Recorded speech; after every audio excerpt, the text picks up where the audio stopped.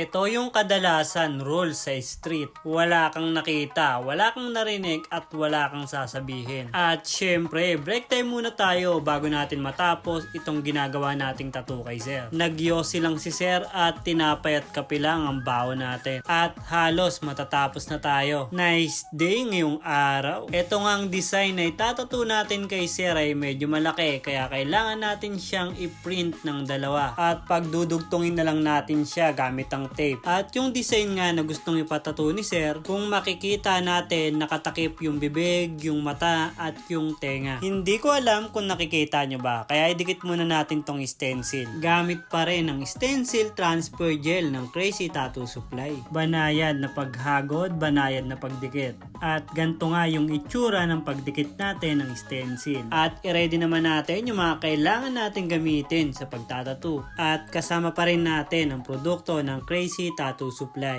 I-ready yung armrest at umpisa na natin to. Bali, itong sikap ay malayo pa ang pinanggalingan. Galing pa nga siya ng Laguna. Bago nga yung araw ng schedule namin, lumuwas na siya pa Rizal. Para medyo malapit na siya sa lugar natin. Kumbaga, pagkagabi, bago yung schedule namin, lumuwas na siya papuntang Rizal. Para pagising ng umaga, medyo ilang oras na lang yung biyahe niya papunta dito sa studio. Medyo inagahan na nga lang din nila Sir ang pagpunta ng sa ganon ay hindi kami matagalan o hindi na sila abutan ng gabi dahil medyo malaki din yung gagawin natin na tattoo sa kanya. Bali, yung tattoo natin kay Sir pagkakalahati, nag white ink na tayo ng sa ganon ay hindi na natin to madaanan pa mamaya. Bali, ginagawa natin yung gantong diskarte ng sa ganon ay mabawasan na masaktan pa ulit si Sir dahil sobrang tagal na napahinga yung tattoo niya. Bali, pagdating sa kalahati ng tattoo na nagawa namin, highlights na kagad. At nilagyan muna natin ng stretch film bago natin tatuan yung nasa taas. At sa design nga na pinapatattoo sa atin ni Sir, ito nga ay tatlong babae. Yung pinaka nasa ilalim ay nakatakip yung bibig. Simbolo ng hindi siya magsasalita o wala siyang sasabihin. Itong pangalawang ginagawa natin ay nakatakip yung mata. Simbolo ng wala siyang nakita o wala siyang nakikita. At bago nga kami matapos, break time lang saglit at tatapusin na rin natin yung pangatlo. Yung pangatlong design nga na gagawin natin ay nakatakip yung tenga. Simbolo ng wala siyang narinig o wala siyang naririnig. Para kay Sir, malaki ang meaning nito para sa pagkatao niya. Personal na para kay Sir at hindi ko na rin inalam pa. Karamihan naman ng mga